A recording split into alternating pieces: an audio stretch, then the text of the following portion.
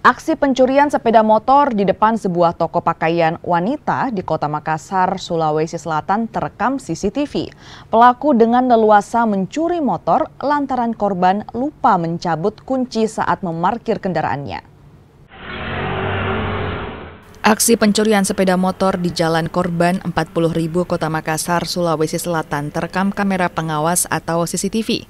Pelaku dengan mudah membawa kabur motor lantaran pemilik lupa mencabut kunci saat memarkir kendaraannya. Korban yang merupakan karyawati toko pakaian kemudian melaporkan kasus pencurian ini. Korban alami kerugian puluhan juta rupiah.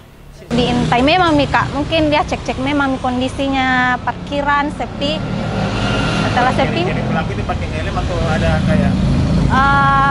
Ciri-ciri pelaku tuh pakai helm, lengkap memang. Pakai helm, pakai shiter hitam. Tidak pernah dilihat ini pelaku? Tidak jelas. Yang dari motornya hilang itu waktu kapan? Pas sudah mau pulang. Mau pulang? Iya. Mungkin karena kelalaian dari si korban, dia lupa mengambil kunci dari kendaraan tersebut dan langsung masuk. Tidak beberapa saat kemudian kendaraan tersebut setelah dicek sudah hilang di tempat. Gitu. Jadi ini korban sudah melapor Pak?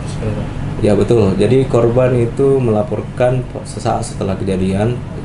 Jadi kalau untuk tindakan kita dari pihak kepolisian tentu kita akan melakukan langkah-langkah penyelidikan, menggerakkan rekan-rekan di Opsal untuk mengidentifikasi ada kemungkinan pelaku yang melakukan tindakan pencurian tersebut. Polisi sektor Talok Makassar tengah menyelidiki kasus ini. Selain mempelajari rekaman CCTV, polisi juga mengumpulkan keterangan sejumlah saksi. Arif Tirtana, Kompas TV, Makassar, Sulawesi Selatan.